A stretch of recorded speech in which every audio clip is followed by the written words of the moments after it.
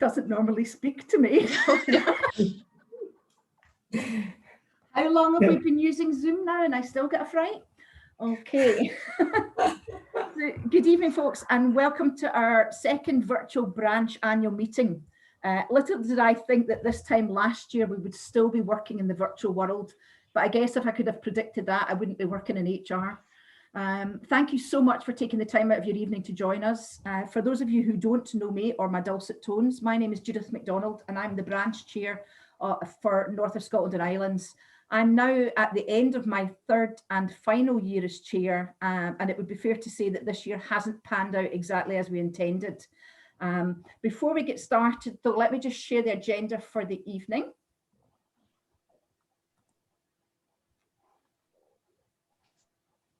Again, my mouse has disappeared. There we go. So the first thing is one of the most important things, I guess, and that is that we've actually got a quorum, which we do have, which is fab. Then we'll go over last year's minutes, and I've just got a slide that will let you see what we discussed last year. Then I've got a short video for an overview of the past year. Then I'll pass over to Alison Payton, who's our treasurer, and she's going to give you an overview of our financial status. Then we're going to look at student prizes, thanks, voting for the new committee, and we'll do that using the Zoom poll function, which we'll give you a practice of. That, we reckon, will take us to about 20 to 7, quarter to 7.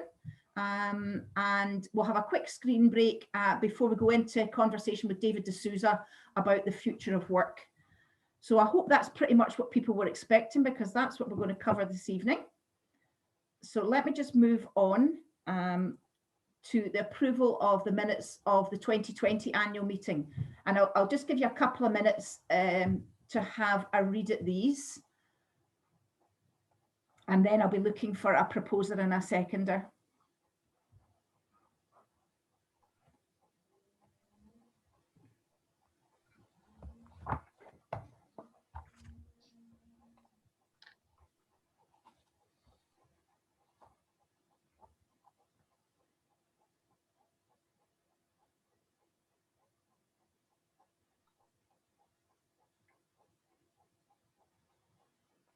So if I could just ask somebody to propose that these are an accurate reflection of what we discussed last year. And if you could just maybe— I can propose it. Perfect, that's great, Shona, thanks. And if somebody could second that as well, that would be great. I'm happy to second it. Brilliant, Jane, thank you very much. That's great.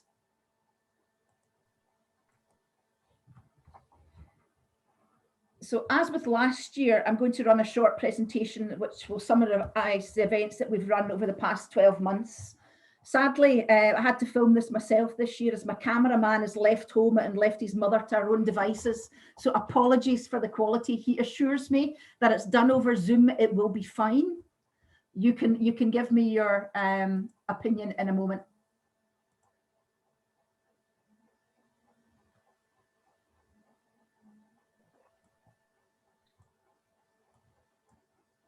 That's a good look to start with.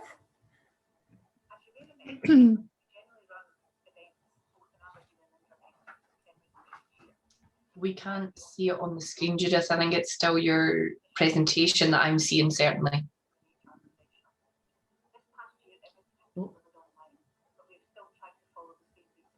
Thanks, Abby. Right, hang on a wee sec. So how do I do that then? Yeah, I can hear some narrative in the background. Yeah. Well, it's actually probably better that you can't see me, to be perfectly truthful, but hang on, let me just stop the share.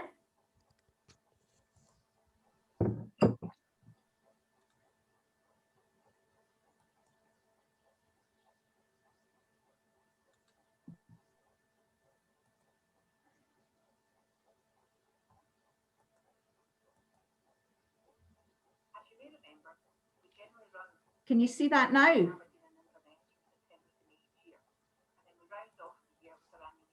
No, I don't know if you need to switch your camera off, Judith, maybe.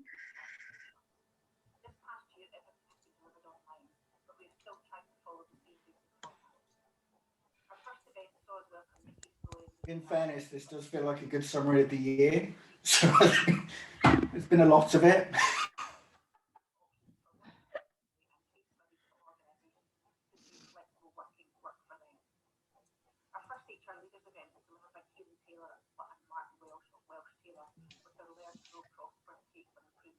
I can hear it faintly, but I can't see anything.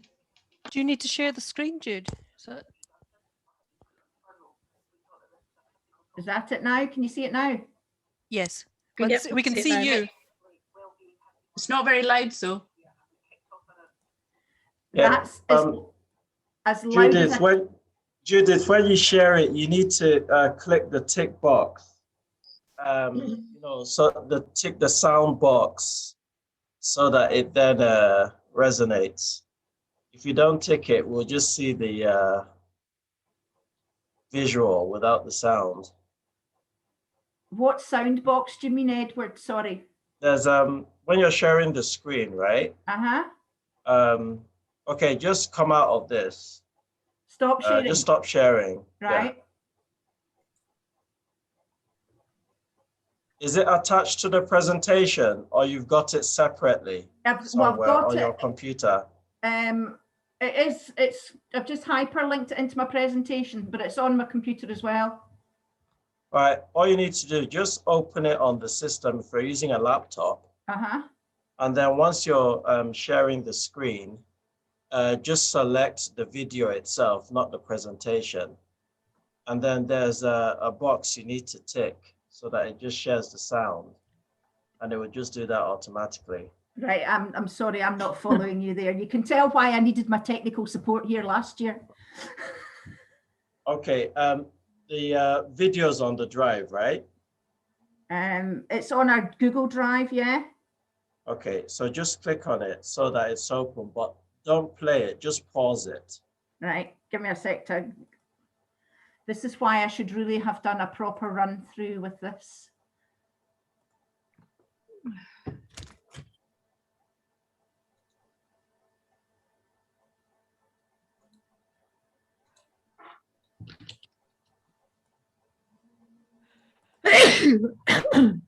Bless you. Bless whoever that was.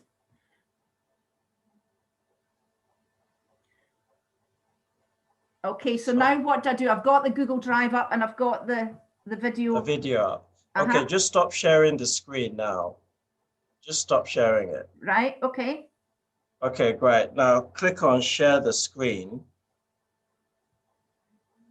Right. Don't share that presentation. Just share the video that you've got up on your system. Now you'll be able to select it.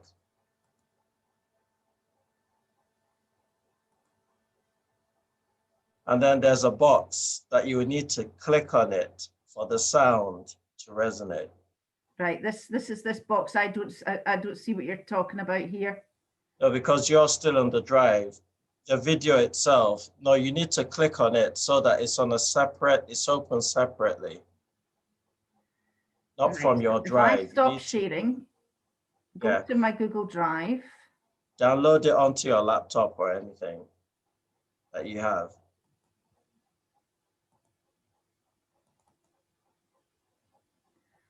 So I need to download it then? Yeah, onto your system.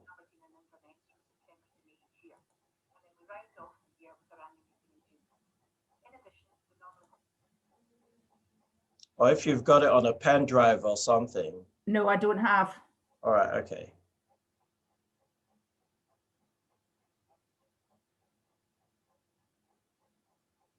Are you using your laptop or tablet? Yeah, I'm using my laptop. All right, okay, so just download it onto the system.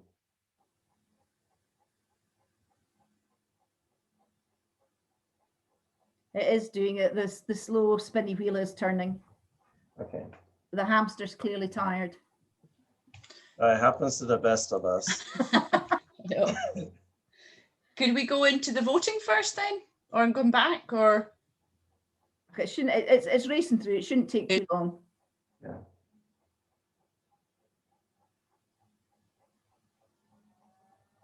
I'm glad you're here, Edward. Well, here to support.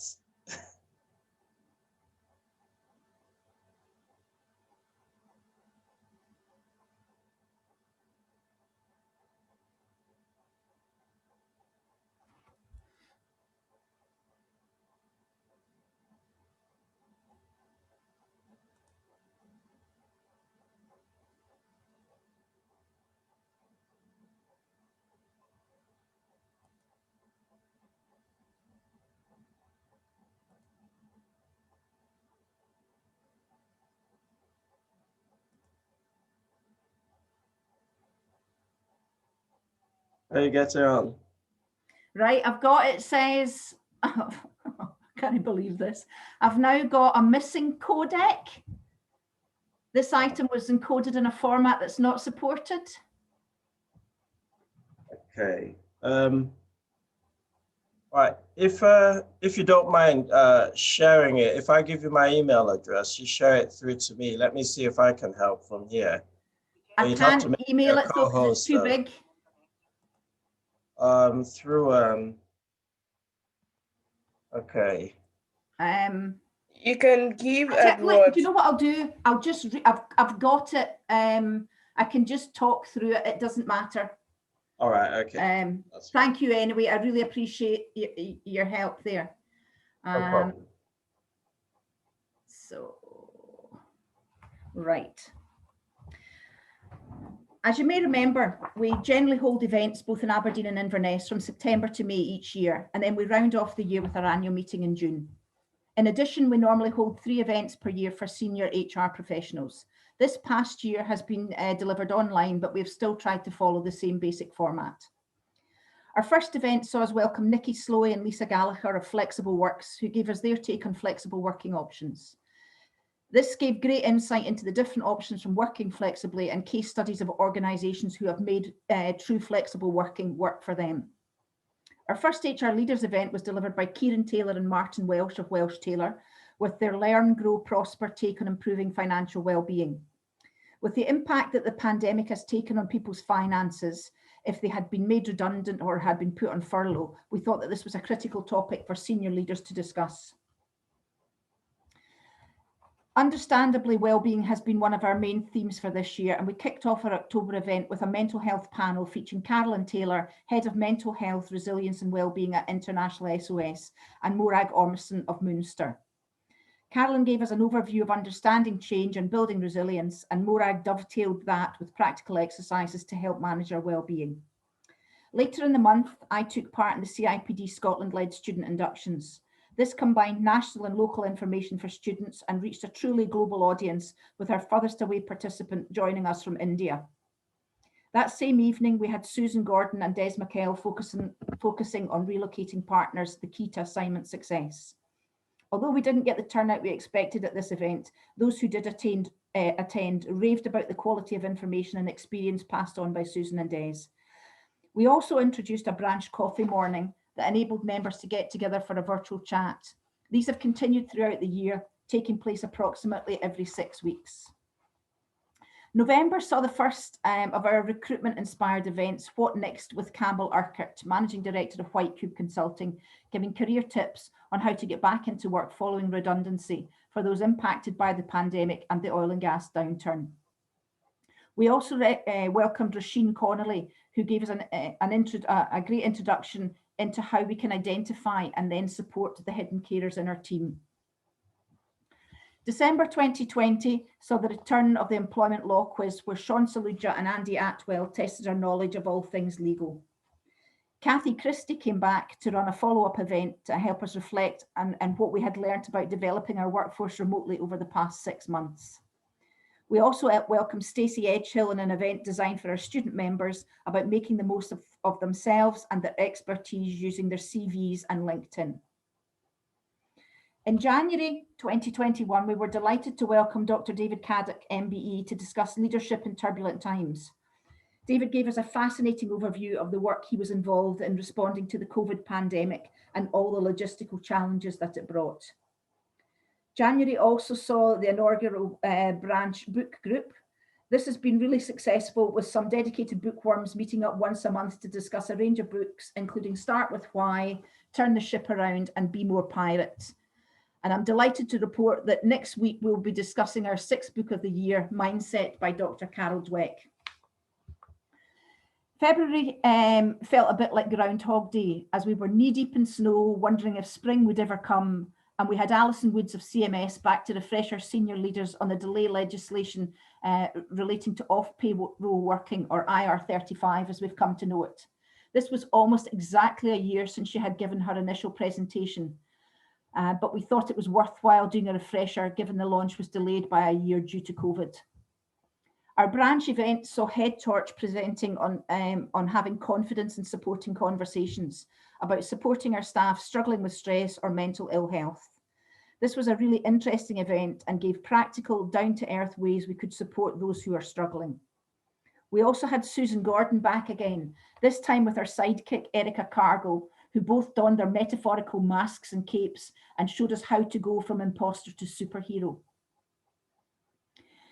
I have to say, I wasn't quite sure how I felt about not actually going to Edinburgh for the Scottish Conference and wondering if it would be as good online. I needn't have worried, it was a great day. I heard from some fantastic speakers, got a month to catch up on sessions I would normally have missed, and didn't even have to take off my slippers. As has become the norm, the branch once again sponsored half a dozen students to attend their virtual student conference. We also welcomed back Alice Davis and Michelle Reid of the Institute of Occupational Medicine, who gave us some really handy tips on managing technology and the impact that it has on our work-life balance. This is the second time Alice and Michelle have delivered to our members, and as always, we came away with simple, practical and effective tips that will enable us to make technology work for us, and boy, do I need that. April saw us welcome Alison Duncan, Head of People, Policy, Advice and Wellbeing for Social Security Scotland, and Jennifer England, HR Manager for Food Standards Scotland, to give us their insight into working in HR in the public sector. They both gave us an overview of the challenges and opportunities they have encountered during their careers. We also welcomed back Jill Shaw, Managing Director of Buchanan Shaw, to give us an employment law update covering employment status, discrimination and working time. April also saw us paying it forward, looking at how CNOC International give their staff volunteering opportunities to both enrich the workplace and the individual's employee experience. We heard from three perspectives: CNOC's CSR lead, one of their employees who volunteers, and the River Trust who benefit from the volunteers' efforts. This was a taster event and we'll be holding a bigger face-to-face event next year, encouraging our members to consider giving some of their or their organisation's time to volunteer in the local community. April also saw us launch our branch survey. Unfortunately, we had a very poor response to this. This was reflected across all the Scottish branches and perhaps can partly be attributed to people's focus being elsewhere. We only got 39 returns, but the overwhelming feedback was that the preference was for online daytime events. Whilst we will be going back to some face-to-face events next session, we will continue with our online programme as it makes branch events much more accessible for a lot of our members. We do record most events, so if you ever can't manage along, get in touch using the branch email address nscotland@cipdbranch.co.uk and we can get the link to the event recording for you.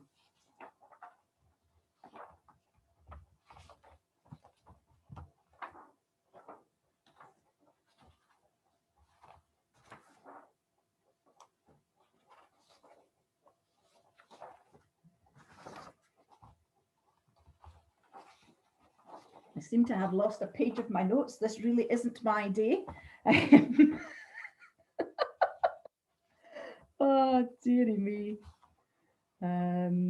May we welcomed Cola Akintail from Oceaneering, who is I can't remember her exact title. She's something like HR lead at Oceaneering, and she spoke to us about diversity, equity and inclusion and why they really matter.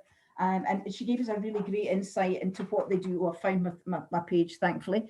Gave us a great insight into the topic in general and specifically what they are doing at Oceaneering to ensure that they can secure and retain and help develop the best talent in the industry. We do have one final event for 2020-21, and that's next week on the 15th of June, when we will welcome Jake Young from CIPD, who will be updating us on the latest CIPD research into employee wellbeing and resilience. So that concludes my roundup for 2020-21 programme. Not quite what I was expecting, but never mind. Right, I'm just going to share. Well done. Thank you. I'm just going to share my screen again. Oh, help. Yeah, I'd love to know what my blood pressure was now.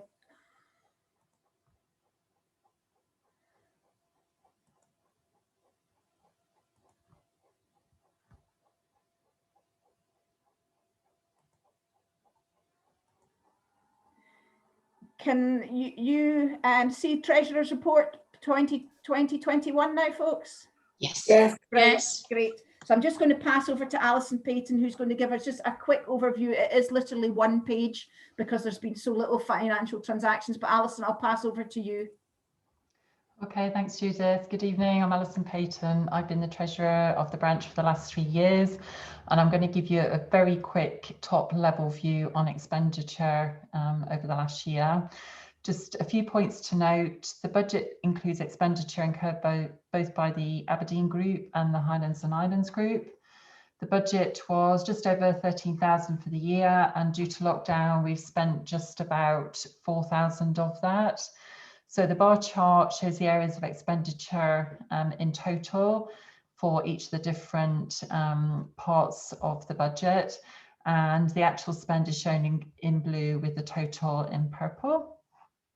So the majority of our expenditure, as always, is on branch events. So the fact that we've been virtual for the last year has meant that we haven't spent what we hoped to. And it's also worth noting that quite often our events are sponsored by hosts, so we don't always pay for venue costs or refreshments for those anyway.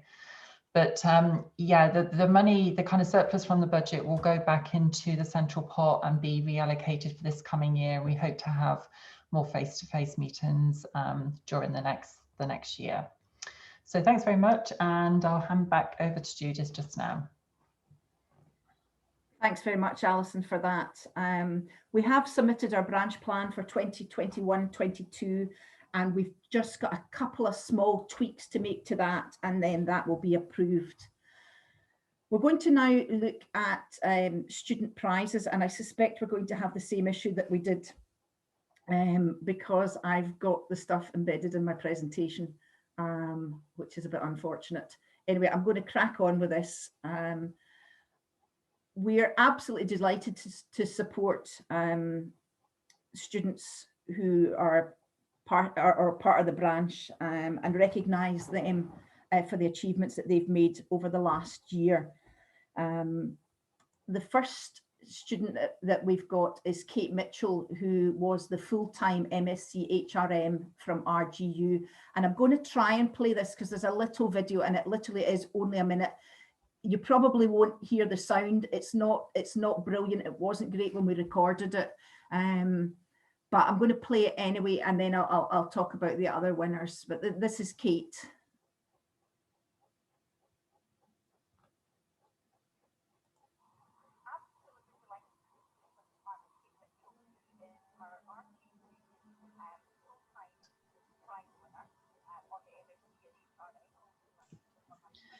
Jude, we can't see the video, unfortunately. Right.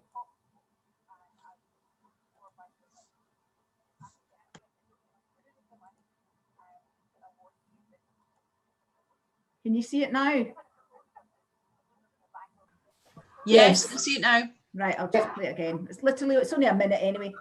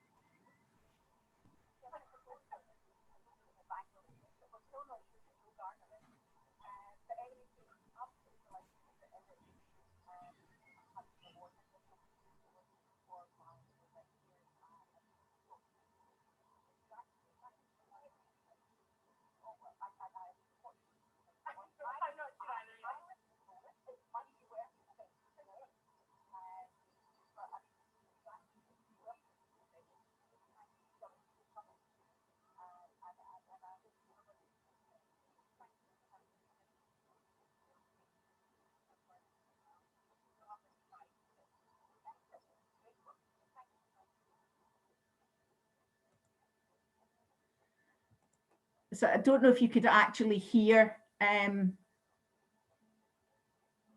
Kate there. She was really delighted to win her prize. She wasn't expecting it, and like I say, she was just absolutely delighted to receive it. We also had Lisa Howie, who was the part-time MSc HRM and I've just seen a typo as well, should have proofread that, from RGU, that should be. And I believe that Lisa is joining us tonight, as I hope Kate has too. Our NESCOL award winner was Mark Chapman, who was nominated for his level 3 foundation from NESCOL, and got an absolute glowing report from his, or not report, but testimony from his lecturers on how he's applied himself and gone above and beyond what was required and really pulled out all the stops. And I know Mark's with us tonight as well. And then our final winner for this year was Jade Fraser, who was doing the diploma at Inverness College UHI. I'm not sure if Jade is with us, but perhaps you will join me and giving them all a round of applause. Really well done, great effort, and I'm sure great additions to the profession as well.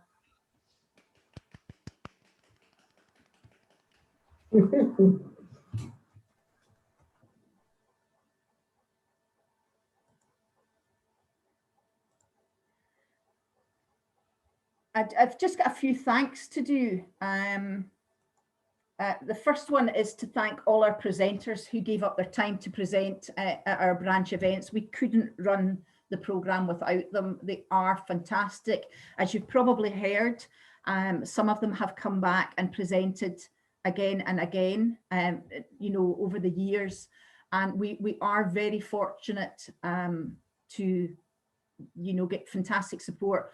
We also get great support when we run face-to-face events, in that we very seldom have to pay for a venue, which is great as well. And I really appreciate, over my whole time as chair, all the support that we've had from our hosts and our presenters.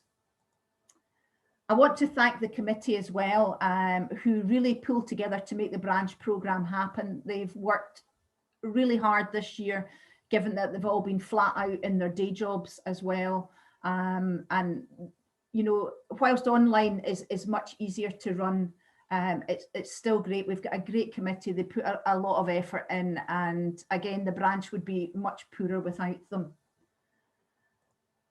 And then I want to thank 3 committee members who've stepped down this year. The first one is Topi Osifero, who is actually concentrating now on her PhD studies, and we wish her well for that. She stepped down as secretary. Melody Legg has relocated back to her native Chicago.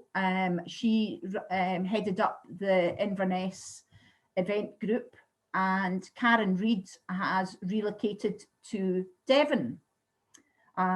So that's the 3 committee members who've left us this year, and I want to say thanks very much to them. This next bit makes me cringe, but I'm going to do it anyway because Jane asked me to do it. And I'm going to, these are a lovely bouquet of flowers that I received yesterday as the outgoing chair, and I was absolutely delighted to receive them, and I'd even managed to dress appropriately. But Jane, I don't know if you want to come in at this point. Yes, I do. Thanks very much, Jude. Yes, I was delighted with how the picture came out, and how well you had colour coordinated with the bouquet, which is a thank you from the committee. And really, I just wanted to say a few words and say, you know, thank you for all the work that you've done over the last 3 years in your role as chair of the branch. You've been involved with the branch for many more years than that, but for the last 3 years as chair. So we're all hugely grateful to you for that. And I think it's worth mentioning the really tremendous commitment that you have shown over the last 3 years to this voluntary role. And I think at no point has it really been more evident than in terms of your response to the pandemic. And we saw all the variation and the changes that were evident in terms of delivery, but also in terms of the content of the programme. And, you know, you were instrumental in achieving that. And I think like the organisation or every committee, the branch has, you know, was thrown into a state of uncertainty back in March last year and had to adapt very quickly. And I think, you know, you, Jude, as anybody who was in a leadership position, whatever leadership position it was at that time, has had to really step up and kind of navigate your way through that situation that we found ourselves and continue to find ourselves in. And I think you were, hugely successful in your, how you did that. But I think also what is worth noting is that you did it in a very supportive way, recognizing the different impacts that the pandemic had had on, different individuals who formed part of the committee. So it wasn't just what you did, but it was how you did it. And I'm really delighted because Judy is both a friend and now a colleague of mine, and I'm really delighted she's going to continue to be staying on the committee next year. And I know that and I'm sure many other people will be drawing regularly on her experience and expertise in the future. So on behalf of the committee, can I say a huge thank you to Jude for all the work that you have done on our behalf. Well done, Judith. Yeah. Thank you very much. That's incredibly kind of you. I'm blushing furiously here, actually. It's been an absolute pleasure. I really have. I've enjoyed it much more than I thought I would, to be perfectly truthful. But it's been an absolute pleasure. I've really enjoyed it. Thank you. Oh, getting all emotional. What I'd like to do now, though, is move on to voting for the committee. Now, we're going to have to do this using our Zoom function. So I hope you can see this. What I'm going to do is we're going to do individual votes for the branch chair, the vice chair, the treasurer and the secretary. And then we're going to do votes for committee. And then we're going to do a one vote. So I've actually got 2 slides for committee. I'm just going to put it onto the second one as well so you can see that. And what we will do is all these people on this page here that you can see and all the people on the bottom part here are staying on the committee. So we're just going to vote them en masse. But I've got some polls set up. So just because everything else has gone to rats tonight, I'm going to do a wee practice vote. So the first vote is, you'll get an option. It's either a yes, no. All the votes bar 1 are a yes, no.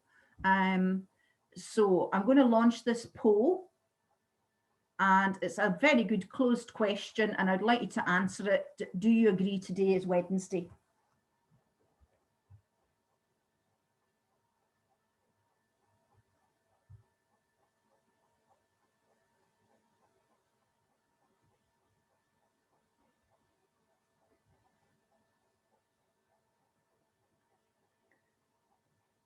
All right, now we've got 20 out of 23 people voted. So I'm presuming some haven't voted because they're not part of the branch, which is fine. So I'm just going to share the results. So you should be able to see them now. So the good news is that everybody found it easy enough to do. And that's basically how we're going to vote for the positions. So the next poll is for branch chair, and you will see that that I have proposed Jane as branch chair and Alison Payton has seconded her. So I'm just going to launch the poll now, and it's the same thing. Do you agree, Jane Ennis? Do you agree to Jane Ennis becoming branch chair? And it's a yes, no answer for that one.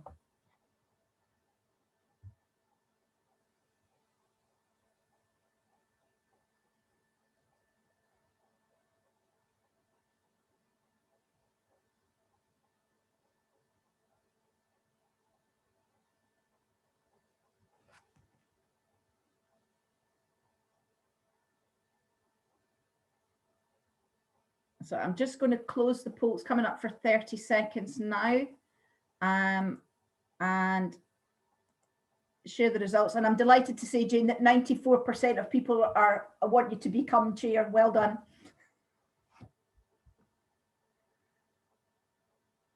Thank you.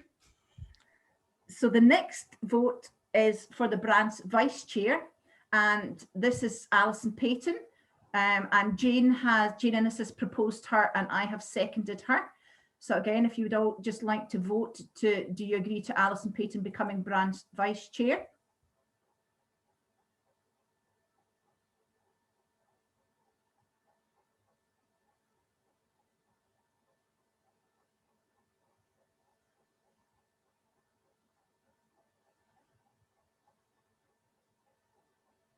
And I think that's everybody that's entitled to vote voted now, and 100% for that. So congratulations, Alison.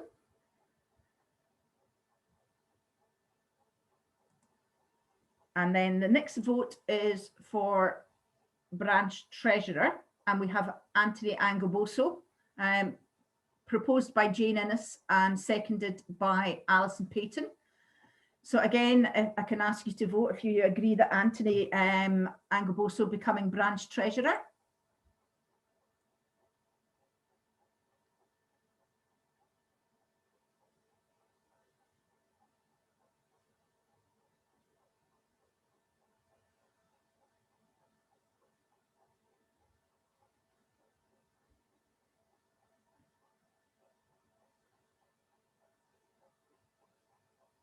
So that looks like everybody that's wanting to vote has voted. So I'm just going to end that now. And again, that was 100% of the vote. So congratulations, Anthony. Welcome to the committee. Thank you, folks.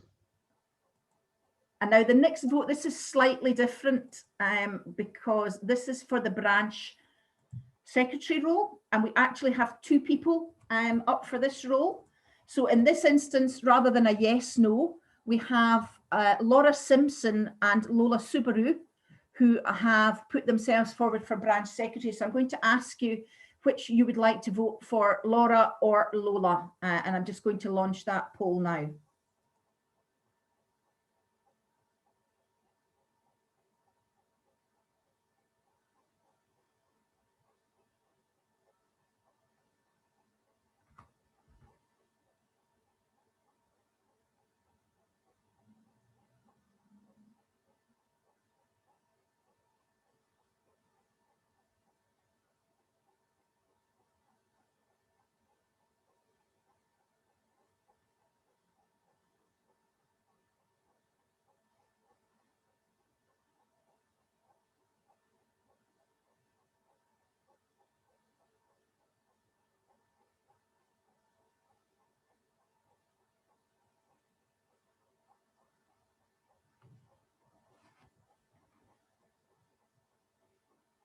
I'm just going to wait a sec because we've actually got a tie at the moment. They're tied on 8 votes each, but we've had 17 people voting and some of the 17 and 18 people voting in the last rounds. If MD's still got to cast a vote, if I could ask you to cast it now.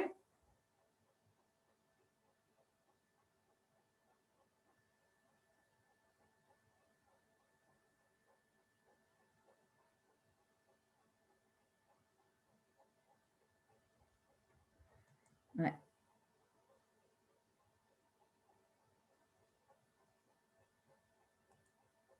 Now, what we've got here is a dead heat. Now, because I'm running the poll, I'm not actually allowed to vote.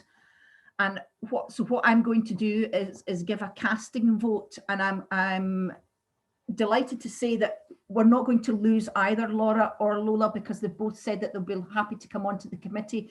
But I'm going to award my casting vote to Laura. So Shona, if you could note that Laura got 9 votes and Lola got 8 votes, I'd appreciate that.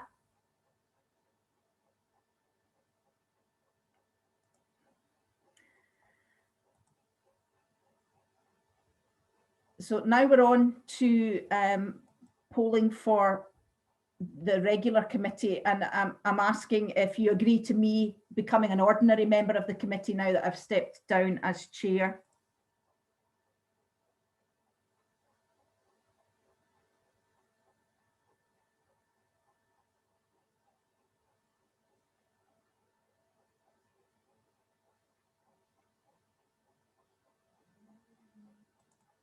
Okay, and that's the first time I've had 100% for anything. Thank you. And then the next committee post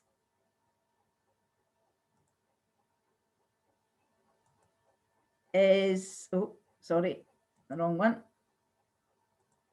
If you would agree to Lola Subaru becoming an ordinary committee member, so I'm going to launch that now.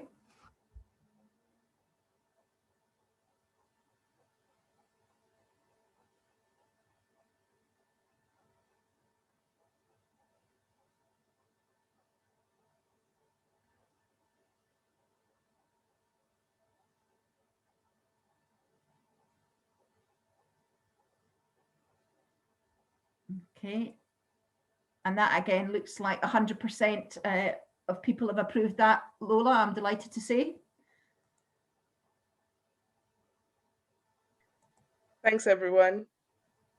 Welcome. And then I've the last vote for the main committee, or for new people onto the committee, is do you agree that Edward Roby becomes an ordinary committee member? And I'm going to launch that poll.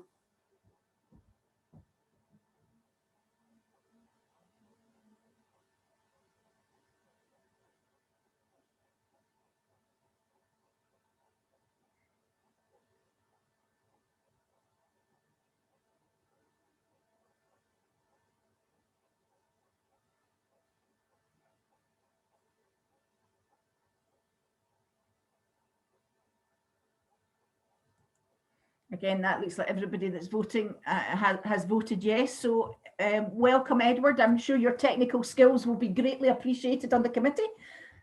And you're also doing our bit for gender diversity as well. Whee! Yeah, we'll do our best.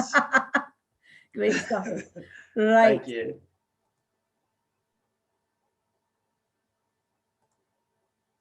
Now, this is the last vote for tonight, and it's just, do you agree to the current committee who have not taken on new roles serving another year?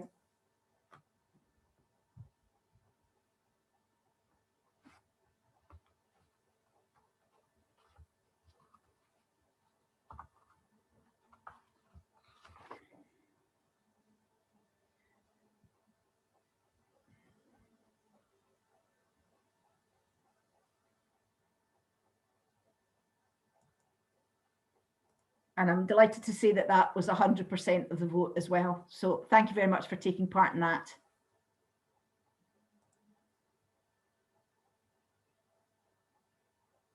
So that concludes the voting, and I'm sure the committee will do their very best to deliver a full and varied programme next year. What I would like to do is, we're actually pretty much on time, is just have a quick screen break. So I make that bang on 6:45. If we could be back just in 5 minutes, and then we'll be in conversation with David D'Souza about the future of work. Thanks very much.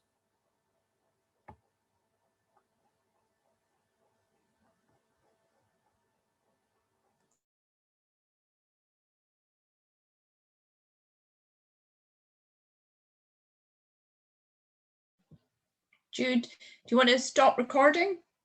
Can you pause recording? Don't know if I can do it from here.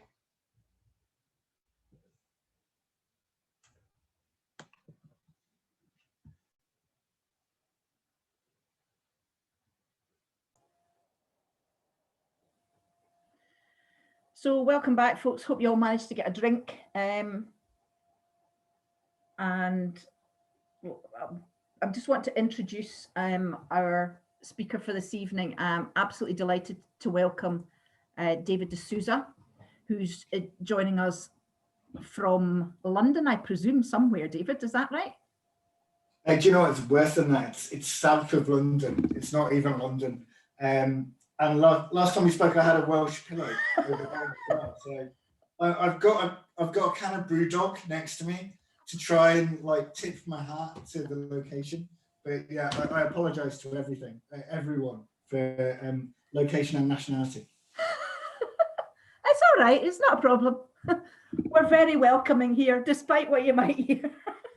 It's been a very short trip for me. It's been one of the easiest ones. Except on the 18th of June.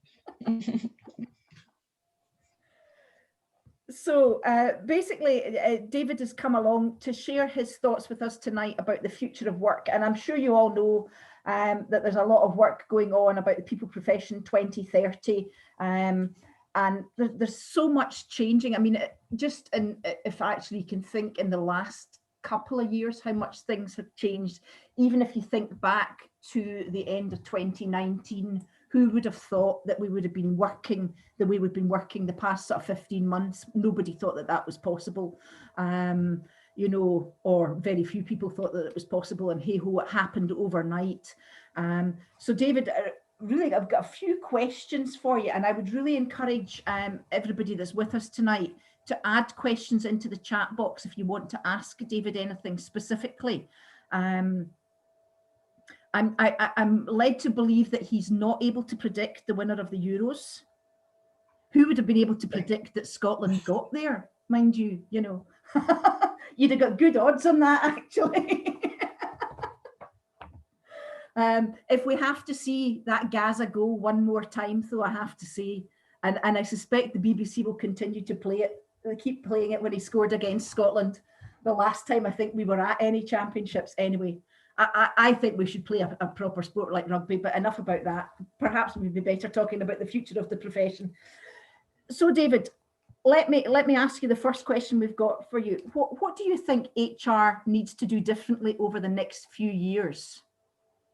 There's a nice, easy one to start with.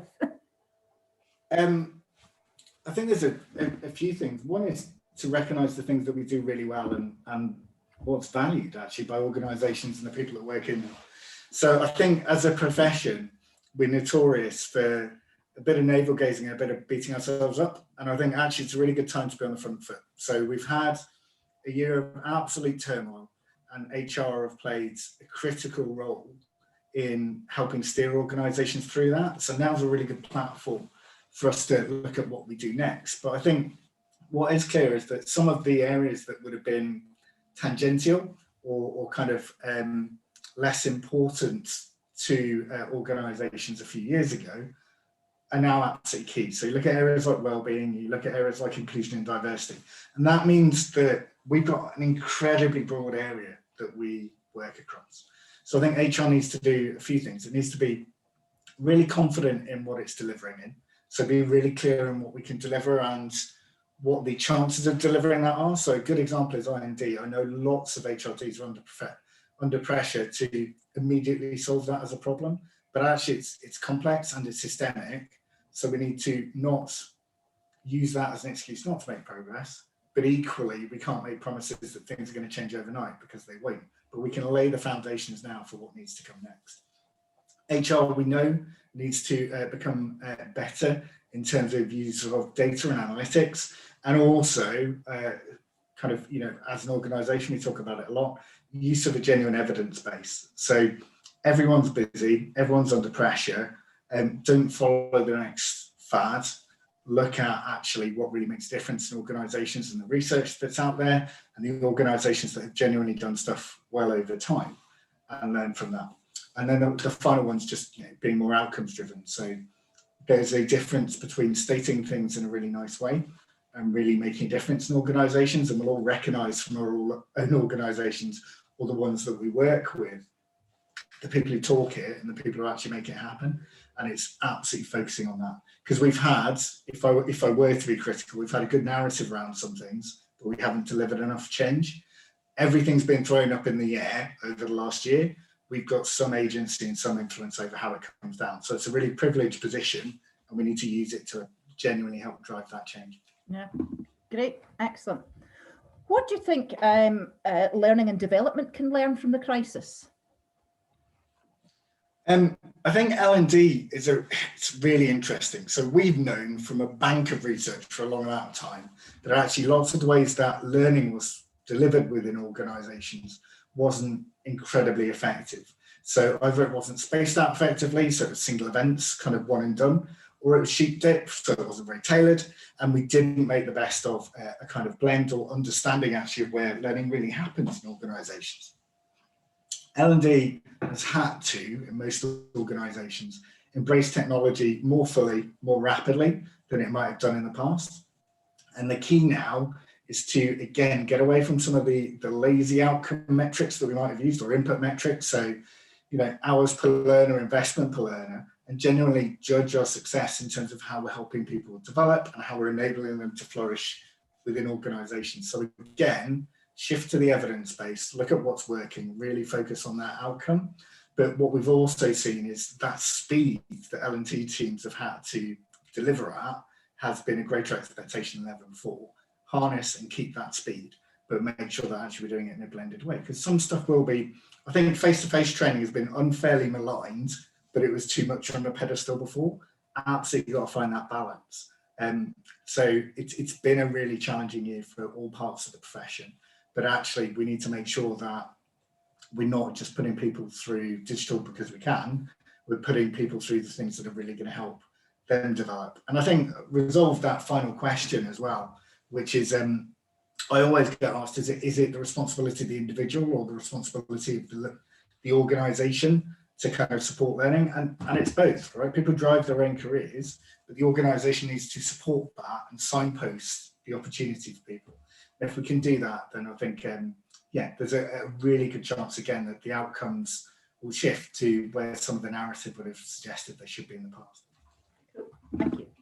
I was taking part in a work-related thing today and at RGU, and we were debating, or they were debating, was the lecture dead? Long live the lecture. And the outcome was that the lecture, yeah, probably deserved to be dead. And it was about, you know, how people learning in different ways. People don't learn in a lecture hall for 400 people. What I'm going to do is, like I say, I had a few questions, but I see there's a couple in the chat box, so I'm going to read a couple of them, or well, read them one at a time. That would only be fair. So Hazel Cummin is asking, do you think the HR profession is more suited to remote working than other professions, or are there particular hurdles and obstacles for HR for working remotely? That's a really good question. I think it's more suited than some other professions necessarily by the fact that lots of our work isn't hands-on in terms of needing to be physically present. Having said that, our work more so than almost any other profession relies on human contact and human connection and trust.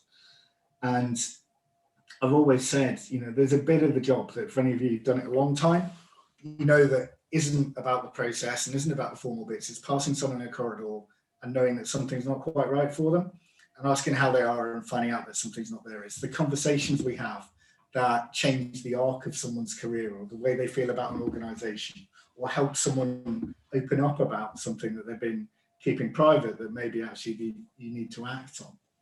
And that sense of social capital and connection, I think we'd all acknowledge is slightly harder to do through a format like this. So I think in some ways, there's lots of our work that we can get done. What I would worry about is that for a profession that's also often described as being too distant from the business, or not connected enough to the people in the business, or too theoretical, too idealistic, preachy, we should be doing our work as much as we can on side and alongside with the people delivering for the organisation. And that can be a bit harder to do in this kind of format. So in some ways, it's going to be a boon for us. We should absolutely model different ways of working, but at the heart of it is people and that connection and that trust. And great HR professionals have learned how to create that over years. It's just a bit harder in this environment. So I think there's a disadvantage to it as well. Yeah, yeah. And Edward Obi's asking, how do we develop the next generation of leaders in a more remote world? That's a really good question. So there are lots of organisations that have worked remotely as defaults for years and years, or worked in a distributed fashion. So it's not entirely new what we're doing, but we also know that there are significant challenges that come with that.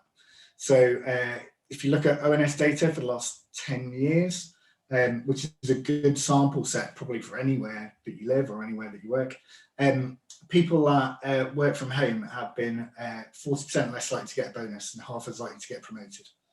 So the challenge that we have is, in an environment like this, how do you spot people that are genuinely talented or have something to offer and can deliver it? How do you ensure that you're not mistaking noise for capability? And how do you replace what used to happen in terms of learning by osmosis? So if you started at a company, you kind of sit with a group of people, you would listen to the conversations going on, you'd pick up on some of the social dynamics, you'd see a conversation, you maybe go, well, you know, why did you speak to them like that? Or what was that about? We miss that when it's delivered through a format like this. And I think organizations need to focus on that social contact, but we also need to get far better at focusing on the outcome and deliverables. So historically, the people that have suffered most from home working, remote working and that setup has been women. the people that are most likely to benefit in terms of lifestyle or in terms of it fitting with the way that they want to live their lives will be women, because primarily childcare responsibilities still fall disproportionately on women. The challenge then is that if there's a double whammy, that organisations then disadvantage them by valuing talent that's in the office or in the workplace they see face to face. That's a real risk. So there's two things. One, I think the development piece, we need to understand everything that used to happen in development, because it was never just about courses. It was about resources and it was about presence and connection. But secondly, we need to make sure that a new way of working doesn't in fact reinforce the systemic unfairness that we've seen too much of already. And that's in a number of different dynamics. So the pandemic has hit people hardest who've been poorest. It's hit ethnic minorities hardest, and it's arguably hit women hardest and the young and the old.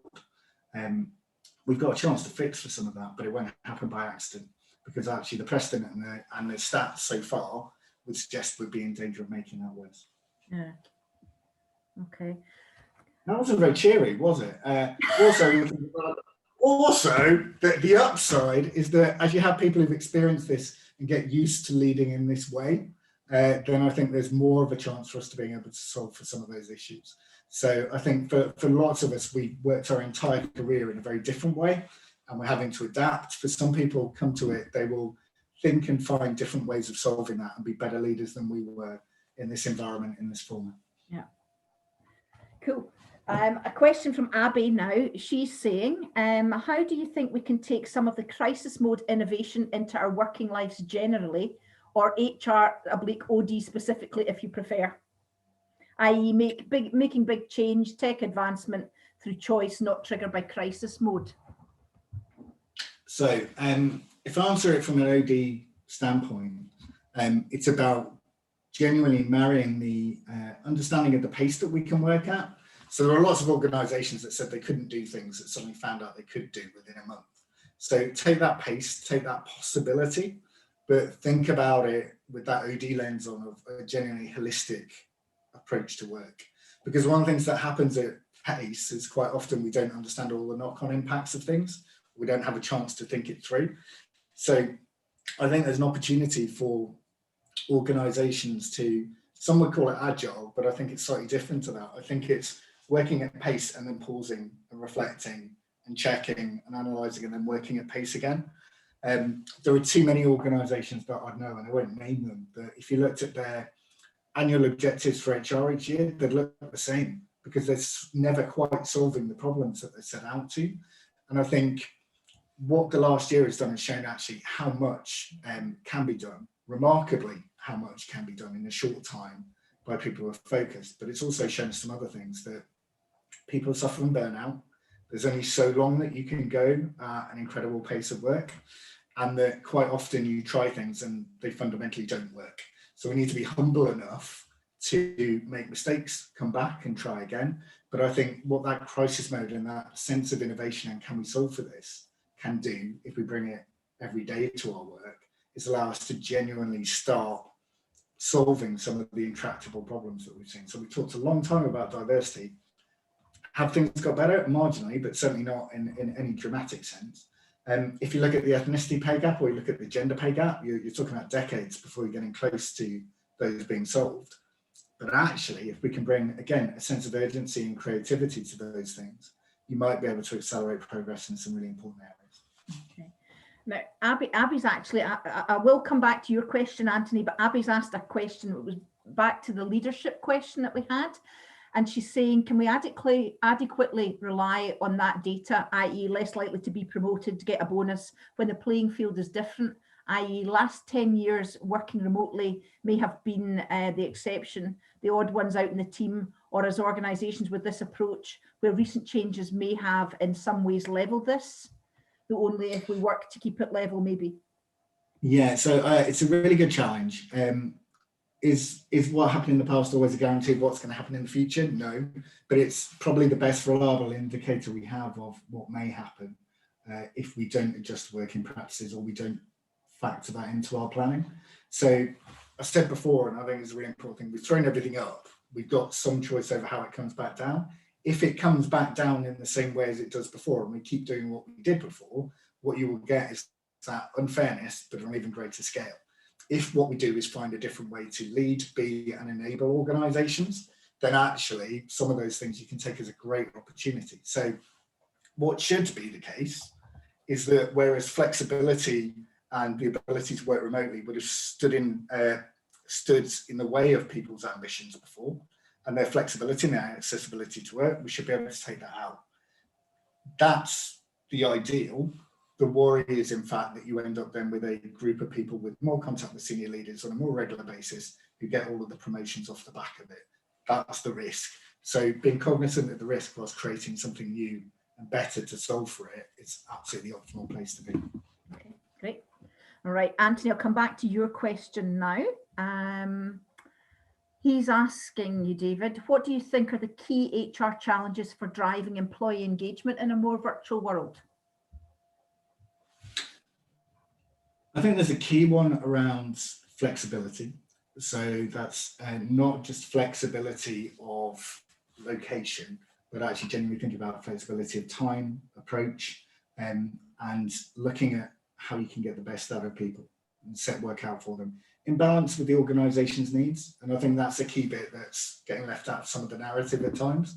We are there as a profession to enable people to flourish, to help a business to flourish. We're not there as a profession just to make people feel good in the workplace. It's not a social experiment in many cases. But I think the other biggest challenge is just about voice. It's about how you can make sure that people don't feel isolated, that they still have enough trust in the people around them to raise issues, be that sexual harassment, be that discrimination, be that actually just concern about their career. Those things all rely on people being able to speak up. They all rely on people being able to have a voice, and the risk is that actually this is a format that could potentially suit extroverts, could support people who are noisy rather than effective. And I think that's a massive, massive challenge. So how are you going to help leaders, help line managers genuinely build up a level of trust and care and respect that allows for an openness of relationship that's better than we had before? Because it's harder to, I lead a sizable team myself. It's harder to tell when someone's upset versus their camera's just a bit squiffy. It's harder to tell when someone's being distracted by something else in the room rather than just disagreeing with something. Lots of these cues that we've learned to pick up over time, face to face, physically, we don't have those, and that makes leadership trickier. And when leadership is tricky, there's a gap there that can be filled in terms of people becoming disengaged, becoming concerned and not getting the support they need. So we have to work harder than ever to support line managers and leaders and organisations to recognise the way they led before might not be what's needed now if they do want to keep their people engaged and they do want to retain talent and genuinely help the organisation get to where it needs to be in some really quite tough times. Yeah, yep. Another question, this is from Laura, and she's saying, very conscious of the impact of COVID had on the reduction in job opportunities for young people. What else could the HR profession do in addition to apprenticeships and internships to help them get access to careers and to develop and thrive when they enter the world of work? It's a really good question. So I think there are some bits I'll suggest, but I'd also say that we're looking at this very actively as an organisation. Had a meeting on it earlier today, actually, specifically on that. So you'll see some more bits coming out from us during the year. I think COVID's had pretty much a U-shaped impact in terms of age. So you've got over 50s and then you've got kind of 19 to 24 that have been impacted particularly badly. So young people are really important, but that concept of lifelong learning and flexibility is really important as well for the economy and for the people that are kind of within it. But I think for young people, there are a few things. There's one which is valuing the different way that people do reach the workplace. So we put a premium on degrees in the past, and that has probably not recognised the vocational benefits of apprenticeships, or indeed the experience that people can get if they leave school younger. So I think organisations need to be less, I'm going to put degree required because that was on the job description before I edited it, and more genuinely thinking about how they can improve accessibility for people. And then understanding that actually people at the start of their careers quite often will require slightly more investment, but that's an investment that pays off over time. And if organisations can do that and they're prepared to, without using a cliche, hire for attitude and train for skills, then there's a pool of people looking for work currently that we should be supporting. So increasing accessibility works for the organisation because it increases the pool of people they can draw from, and it works for individuals because you want individuals to have access to work and access to good work. So there's absolutely a win there. But I think rethinking how we design and advertise jobs, rethinking some of the support that we offer to jobs early on, but also being open to fishing in different pools. So either working with specialist organisations that provide support in that space, or kind of speaking to other organisations that do it well. Got to be open to all of that stuff because it benefits individuals. But as you say, it's been a very unequal hit from COVID. Yeah, no, totally agree. I'm conscious that you've been speaking without a sip of your brew dog for half an hour. So I was going to just sort of wrap up because we've had no more questions in the chat, but I think we've actually had some fantastic questions and way better than the ones that I came up with. So great stuff for that. But what do you think the workplace might look like in 2030? There's a lovely kind of concept in technology called Amara's Law, named after a guy called Ray Amara, and it says that we overestimate the impact of technology in the short term and we underestimate it in the long term. I think by the time you get to 2030, you're talking long term. So what's interesting over the last year is because we've been so focused on the pandemic, lots of things that we would have spoken about in recent years around automation, the impact of AI, and different technological impacts have got lost by the wayside to a degree. Lots of the, not all of, but some of them kind of noise around global mobility has also gone away because we haven't been able to go anywhere. So thinking about people working in different countries has been a very different kind of challenge. I think those two will both come back into play. And you will have, for the next 2-3 years, a recovery period where we're rebalancing the economy, people are reskilling, and hopefully the economy is bouncing back and allowing organisations to do so. Beyond that, you are looking at, I think, far more distributed work that has ramifications in terms of how work is done internationally. And I think we haven't quite faced into that. That's been a narrative that I don't think has been fully explored. So if I don't require you at any point in a physical presence, then I can hire anywhere in the world for those skills. And will organisations want to pay a premium to get those locally? I think that's not scaremongering. That's a natural question that many organisations will ask themselves. But I also think that there's been a sea change over the last year in the way that people expect organisations to treat them and each other. And that shift in the social compact that people have, the expectation that organisations will look after their welfare, look after their mental health, that's the bar that has been set. I genuinely think actually that is potentially the biggest shift that we've yet to appreciate from this. So the amount of CEOs, HRDs, I know that they've worked in, I would say, almost nakedly commercial organisations for a long time, who suddenly went into, look, just do whatever we need to do to make sure people are all right. Just take time. The organisations that would have had the strictest absence policy in the world, who were just saying, just don't worry about it, work around the kids, work around whatever you need to do. If we can keep that, and we can keep that sense of compassion and that sense of work not just being somewhere you go for someone to extract value from, but work being somewhere where actually there's value on both sides of that equation, then I genuinely hope that the quality of work by the time we get to 2030 will be far greater. And we'll start, I'm sure, seeing experiments with things like 4-day weeks and all of those kind of things. So there's some structural pieces that have been relied on for years that I think will start shaking up. But I think it's that quality of work piece, that kind of good work piece and fair work piece that I'm genuinely hoping we'll see the biggest change in by 2030. because you can use all the technology you like, there's still going to be people there, and you still need to care for those people and treat them fairly. And if we can make progress on those things, then actually what can come out of a really tragic period is something that actually we should all be quite hopeful for. Fantastic. And we ended on a high. That was much more positive. I'm really bad at ending on a low. I was really conscious of that. I spoke to a group of about 80 students. I think they all wanted to drop out of the profession. So I'm trying to get better. Not at all. And can I just say thank you to everyone who's volunteered. Thank you to everyone who's shown up tonight. Just wanted to recognise Judith as well, who I imagine had the worst start to this that she could imagine, but it's been years of contribution, and congratulations to everyone as well who's been voted in for next year.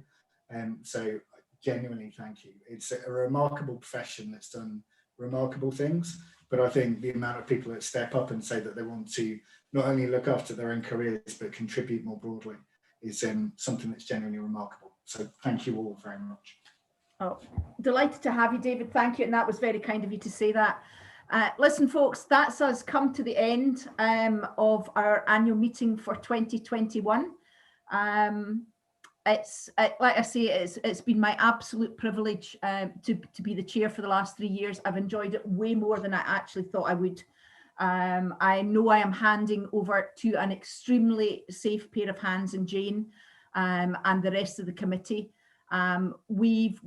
Like I say, we've almost got our branch plan finalised for next year. We are going to try, in my recorded bit, which I forgot to say because it wasn't on my script when I spoke it, we are going to have, some more face-to-face events. We'll see how they go. What we're trying to do is do some that we think will have the biggest impact face-to-face, rather than just doing a face-to-face event for the sake of it.